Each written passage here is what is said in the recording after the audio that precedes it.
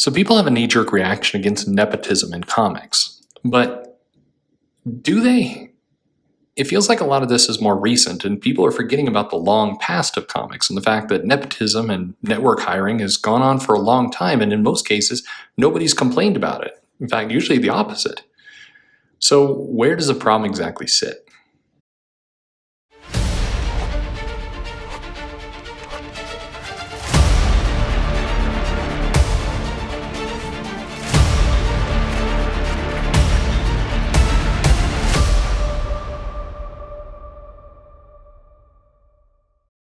Hey everybody, this is Perch. I've been thinking about this a lot, and then talking to a guy. I'm hoping to get him on the channel for kind of either a live stream of some kind or a chat, just kind of like a fireside comics chat. But I think he has great points, and I just want to make sure he's cool with coming on and publicly talking and everything in front of everybody else because he is part of the industry.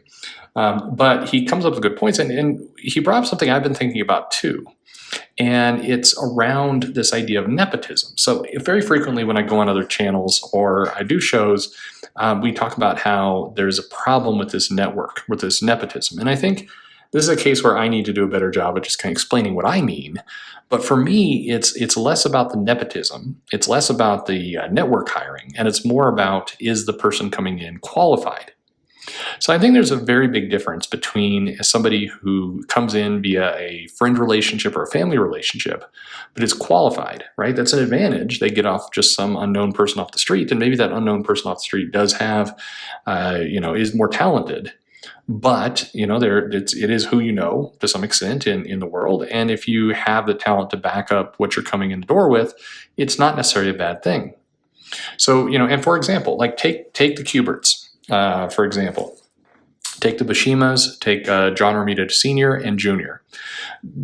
Are there people out there who thinks that John Romita Jr. should not have had his place in the industry? He doesn't belong here? Do we think that we should have only hired one Kubert and no more? Do we think that, that doesn't make any sense, right? When you put it that way, you would say, no, I mean, the Kuberts have certainly earned their spot.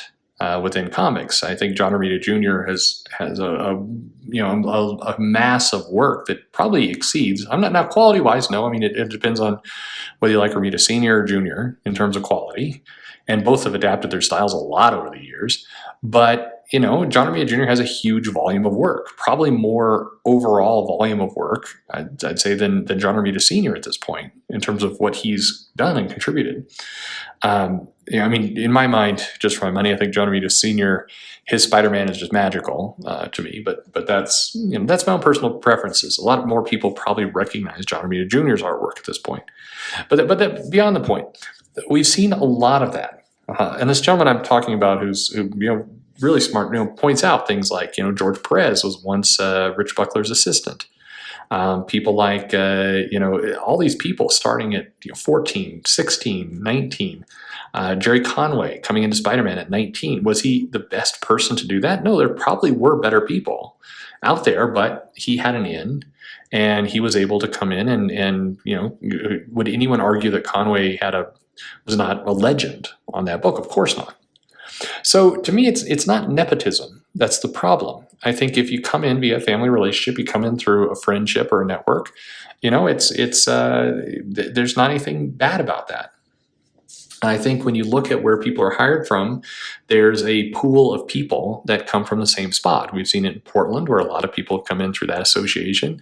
Forgetting about the ugly bits of what we learned recently about kind of Warren Ellis and his group that he put together. He curated a lot of people who came into comics from that way. There's been a number of writers who did work for Bleeding Cool that now, are within comics. Again, credits due. The friend of mine who's been chatting with points out, Matt Rosenberg, Vede Elliott, Danny Yor, they all worked at the same comic shop. So, that's not a coincidence, right? People come in, and there's a lot of husband-wife teams that come in. And I don't think that's a bad thing. I think, again, it's part of it's creating a comic often is a collaboration. So you want to be working with people you're comfortable with, people That's how you're going to get the best product. That's not a problem. I think the challenge with nepotism or with networks and that kind of hiring is when there's somebody who clearly does not know what they're doing. not by a matter of opinion. Like, some people like George Perez artwork, some people do not. And, as we all know, the people who do not are crazy. But no, I'm just kidding. But, there's always differences of opinion, but it'd be hard for you to argue that, Perez didn't put in the effort. Same thing with John Romita Jr. There's a number of people I know today who complain about how John Romita Jr. works in comics, his art, his style, and everything else. It's lazy, just sloppy in recent years. I've seen those comments. But would anyone step back and say, yeah, he doesn't deserve to be in this industry? I don't think anyone could seriously say that. So I think that there's a lot of people who definitely earn their spots, who work hard to be in comics, and they belong to be there. And how they got in, they used a network, they used a friendship, they used a family name, and it helped give them a leg up and get into this industry. And many of the people, frankly, there's a number of people, I think Adam Kubert has said before that the relationship to Joe and his family drove him to work harder. He felt like he had more to prove, that he couldn't just come in and say, oh, you're just, his kid, that he had to actually work double harder than others. And I think that's another way it works, certainly. But at the same time, I think that we do, this is where it feels like I always get back to the same place. At the publisher level, there needs to be some checks and balances with the hiring to make sure that the people coming in the door did get vetted, did have, a portfolio check, weren't just hired and then people figured out what to do with them later. There have been situations at Marvel and at DC where somebody's brought in a brother or a cousin or a friend who had no idea what they were doing, and it showed. And they were there just to kind of kill time, get a check. There was a story kind of, I think, with Dark Horse many years ago, like 20 years ago, where somebody came in and, they just wanted to kind of give this guy a check, and he didn't do anything. But it was a friend kind of getting this guy hooked up with a steady job.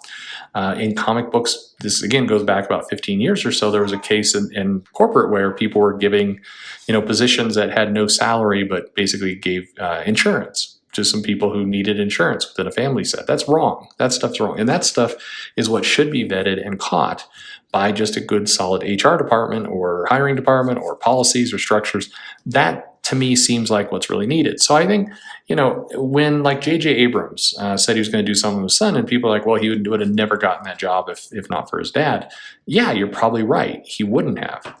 But it's not, we need to see the comic first. We need to see the work. I think it's easy to say, well, they hired him over this really talented person on the street, but we don't know who that person on the street is. We don't know who this mystery person is who was overlooked. So I think, somebody using the advantage of family or a network or something to get their foot in the door is very hard to stop. And I think companies have done this kind of weird hiring practices where they prohibit those things, usually come out worse in the end. That's not the right place to put the rule. The right place to put the rule is, did the person pass the sniff test? Did they have a resume worthy of that position? Did they, did it go through other reviews? Did other people sign off on this hire beyond just the family member? That's the kind of stuff that usually keeps it from going sideways. Now, of course, that J.J. Abrams and Son comic is terrible, but that's almost the proof. We know what the result is, so don't give him another one. I think that's what we've learned. But that's my thought on networking. I think networking has got this kind of dirty word attached to it, and maybe it's good, maybe it's bad, but it's also a fact of life. So trying to change something that's a fact of life is, to me, impossible. Trying to put structure around it so it doesn't get abused is the right answer. But what do you think? Leave a comment below, like, subscribe, follow me on Twitter or Facebook at Comic Perch, and thanks for listening.